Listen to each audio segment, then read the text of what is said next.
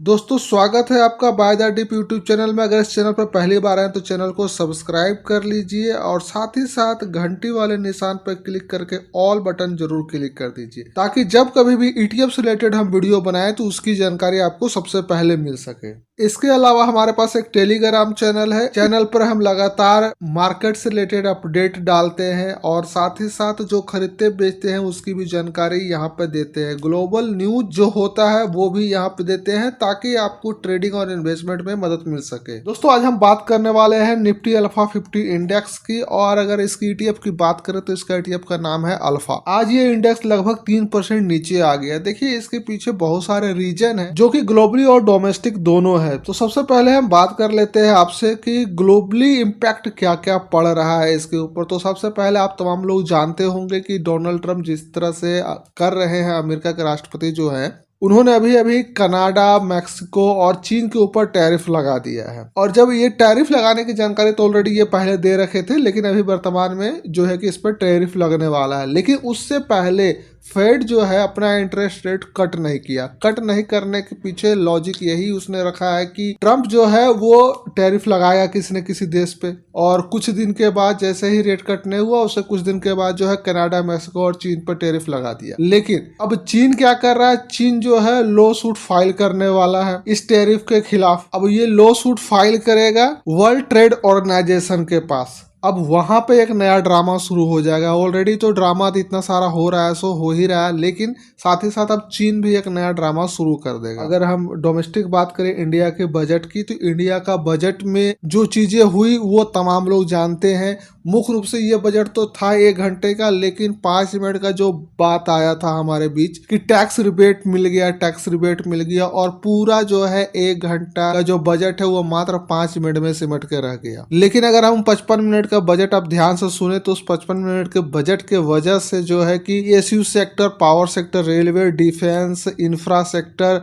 Road and highway, जितना भी sector है वो टूटना शुरू हो गया है। और साथ ही साथ ये भी आपको जानना जरूरी है कि 2025-26 के लिए इस बजट में जो है कि इन तमाम सेक्टर के लिए 11.5 लाख करोड़ रुपया का घोषणा किया गया है। तो केपेक्स के अंदर बहुत ज्यादा जो है कि ग्रोथ नहीं दिख रहा है जिस तरह से मार्केट को लग रहा है। और इसके अलावा जो है अपना एफएम जो है लास्ट में जब टैक्स की बात किए तो उसमें बोले कि हमारे ऊपर प्रत्येक साल लगभग 1 लाख करोड़ का बोझ बढ़ने वाला है। तो 1 लाख करोड़ का जो बोझ उन्होंने बताया कि हमारे ऊपर पड़ेगा, जिसकी वजह से जो क्या किया कि कैपेक्स में कटौती कर दी है। लेकिन देखिए अगर इसको थोड़ी सी और गहराई से सोचे, गवर्नमेंट को जो है कि एक तरफ से पैसा मिल रहा है, जैसे कि जितना भी पीयूष सेक्टर है, जितना भी सरकारी कंपनियां है, वहां पर तो गवर्नमेंट इन्वेस्टमेंट करती है और उस पे उसको डिविडेंड मिलता है। और हम आपको बता दें कि डिविडेंड लगभग 2 लाख करोड़ से प्लस जो है कि गवर्नमेंट को इसका प्रत्येक साल डिविडेंड मिलता है। तो अगर इस अपने डिविडेंड के पैसे का जो माया मोह है अगर कुछ समय के लिए छोड़ दे तो ये तमाम सेक्टर के अंदर जो है कि कटौती करने की आवश्यकता नहीं होती, लेकिन कैपेक्स के अंदर कटौती की गई, जिसके वजह से मार्केट जो है इस तरह रूडली व्यवहार कर रहा है हम लोग के साथ। खैर ये जो गिरावट है वो कुछ समय के लिए है, कंटिन्यू इस तरह से स्थिति नहीं रहेगी, कभी न कभी ये सुधरेगी। इसके अलावा अगर हम बात करें तो भारतीय जो मुद्रा है लगातार नीचे गिर रहा है, डॉलर ऊपर जा रहा है, और डॉलर ऊपर जा रहा है तो एफआईआई जो है वो लगातार जो है सेल कर रहा है, क्योंकि उसको लग रहा है कि डॉलर में ही अभी स्ट्रेंथ है और वहां पे जाना उनके लिए फायदेमंद है। इसी वजह से जो है कि वो एफआईआई लगातार सेल कर रहे हैं। जिस दिन आपका बजट था उस दिन भी एफआईआई सेल किया। अगर बजट बढ़िया होता, उसके अकॉर्डिंग होता, तो निश्चित ही जो है कि एफआईआई जो है खरीदना शुरू कर दिया होता। और आज आप मार्केट देखे होंगे जो 3 फरवरी है, 3 फरवरी को भी जबरदस्त जो है mid cap, small cap, large cap, जितना भी कैप है वो तमाम में जो है कि जबरदस्त बिकवाली हुई। आईटी सेक्टर और एफएमसीजी कहीं ना कहीं रुका हुआ है। तो देखते हैं कब तक ये जो है मार्केट को सपोर्ट करता है। अब इतनी सारी बातें हो रही है ग्लोबली और डोमेस्टिक, तो इसका मतलब क्या करें हम लोग कि इन्वेस्टमेंट करना छोड़ दें, रुक जाएं, क्या करें?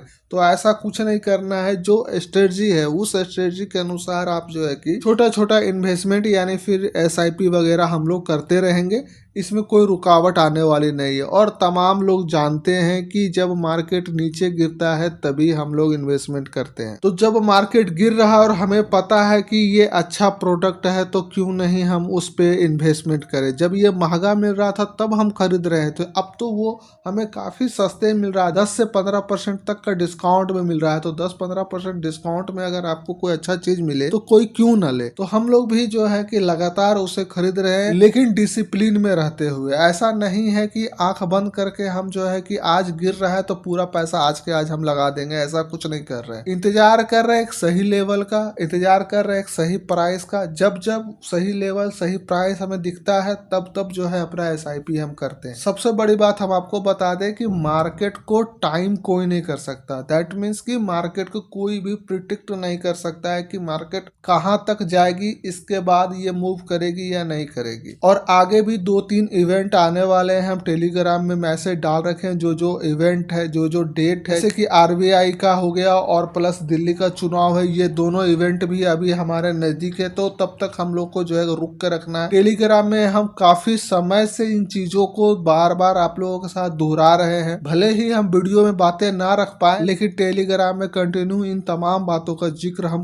किया करते थे। जो हमारे पुराने टेलीग्राम सब्सक्राइबर होंगे उनको भली भांति पता होगा कि हम किस तरह से आपको गाइड कर रहे थे। खैर, अब हम बात कर लेते हैं अल्फा 50 इंडेक्स की। तो यहाँ पर हम क्या कुछ करने वाले हैं वो हम देख लेते हैं। तो सबसे पहले यहाँ पे हम देख लेते हैं कि जो सबसे टॉप प्राइस है इसका अल्फा 50 इंडेक्स का, वहां का जो PE रेशियो जो है वो 32.02 के आसपास है। और अभी जो लगभग ये चल रहा है 34 के आसपास इसके PE है। और यहीं पर इसका सपोर्ट एरिया भी दिख रहा है। ये चीजें हम देख रहे हैं। लेकिन अगर हम बात करें इससे पिछले सपोर्ट एरिया के आसपास का PE, तो 27.7 लगभग 28 के आसपास आता है। तो यहाँ पर अगर इन चीजों को देखें तो यहाँ पर जब प्राइस था तो 27 PE था, लेकिन सेम वही प्राइस यहाँ पर भी है। तो इससे जो है अधिक यहाँ पर PE है, इससे अधिक यहाँ पे PE है। दैट मीन्स कि कहीं ना कहीं यहाँ भी लोगों को ये महंगा लग रहा है, जिसके वजह से जो है कि लगातार इसमें भी फॉल आ रहा है। और हम जानते हैं कि यहाँ पर अल्फा ETF के अंदर जो स्टॉक्स होते हैं वो काफी ज्यादा वोलेटाइल स्टॉक होते हैं, जिसके वजह से इसमें उतार चढ़ाव भी बहुत तेजी से आता है। ठीक है,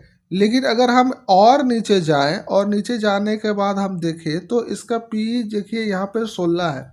16 PE होने के बाद ये कंटिन्यू जो है यहाँ से ऊपर गया है। जब 16 PE आया तो ही कंटिन्यू ऊपर गया है, और जब 32 आया तो कंटिन्यू अभी नीचे जा रहा है, चाहे मार्केट के जो कंडीशन हो उसके हिसाब से या फिर ओवर वैल्यू हो गया उसके हिसाब से। अब हम इसमें एक चीज और ढूंढने की कोशिश की, क्या इससे भी कम कोई PE था, और ये कहाँ से जो ट्रेंड हम देख रहे हैं ये ट्रेंड कहाँ से शुरू हुआ है। तो ये ट्रेंड यहाँ से शुरू हुआ है, और यहाँ पे जो इसका PE था वो लगभग 14 था। तो 14 के पास एक लंबा ट्रेंड चला, और लंबा ट्रेंड चलने के बाद जो है ये काफी ज्यादा ऊपर तक गया। उसके बाद जो है जो फॉल होना शुरू हुआ है, जो कंटिन्यू फॉल हो रहा है। तो क्या हम ये भी मान के चल सकते हैं कि ये जो है लगभग 14 PE जब आएगा तभी जो है अपने आप को ये रोक पाएगा, ऐसा भी हम कर सकते हैं। देखिए, मार्केट में होने का कुछ भी हो सकता है, सिर्फ संभावनाएं लोग जो है जताते हैं, चाहे वो टेक्निकल हो चाहे फंडामेंटल। तो हम भी इसी तरह से एज्यूम कर रहे हैं कि अगर ये 14 PE की बात चल रही है और 14 PE जो है ये इस एरिया में आता है, तो दैट मीन्स कि अभी और कितना गिरना बाकी है वो देखना होगा। तो जहां से हम देख रहे हैं अभी वर्तमान में प्राइस है, वहां से लगभग 47% और इसको नीचे आना चाहिए, तब जाके ये लगभग 14 PE के आसपास आएगा। अब यही पर सोचने वाली बात है कि अगर हम लगातार SIP इसके अंदर करते जाएंगे तो हमारा पैसा यहाँ खत्म हो जाएगा। तो हमें एक ऐसा एरिया पकड़ना होगा जहाँ पर हमें कम अमाउंट इन्वेस्ट करके भी ज़्यादा बड़ा एवरेजिंग हो सके हमारा। तो मेरे कहने का पीछे लॉजिक ये है कि हम बार बार जो है कि छोटे छोटे गिरावट पर SIP ना करके एक बड़े गिरावट के इंतजार करेंगे, और उसके बाद उसके अंदर एक छोटा छोटा SIP करेंगे। जैसे कि अगर हम मान लेते हैं इसी में कि एक और हम लेवल यहाँ पे देख लेते हैं। जैसे कि अगर हम यहाँ हम बात करें इसी के आसपास, तो लगभग 20% जहाँ भी अभी प्राइस इसका है वहां से 20% अगर हम नीचे आ जाते हैं तो हमारा ये एक लेवल मिलता है। और इस लेवल के बाद अगर सेकेंड लेवल देखें कि सेकेंड लेवल हमारे लिए क्या होगा सेकेंड SIP का, तो इसी के आसपास से हम नीचे ले जाते हैं।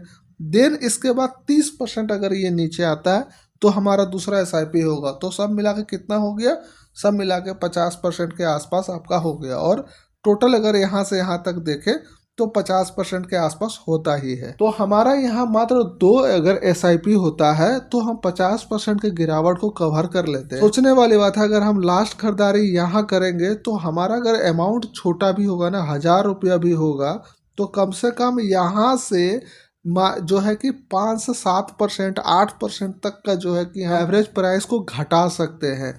लेकिन अगर हम यहाँ छोटा छोटा फंड डालते जाएंगे तो रिड्यूस होगा प्राइस हमारा, ऐसा नहीं है। लेकिन यहाँ पर हमारा फंड बहुत समय के लिए, बहुत बड़ा फंड ब्लॉक भी हो सकता है। तो ब्लॉक बहुत ज़्यादा फंड ना हो। देखिए होता क्या है कि काफ़ी सारे लोग ऐसे होते होंगे अभी के डेट में कि जब मार्केट भाग रहा था उस समय हर एक ETF में हमारा सबका इन्वेस्टमेंट हो रहा था। अब क्या है कि हर किसी का पोर्टफोलियो में 8 ETF है, 10 ETF है, 15 है, किसी का 20 है। अब 20-20 ETF रखे हुए हैं तो भैया आप किसमें कैसे हम एवरेज करें, किसके किसके लिए हम जो है पैसा लाएं।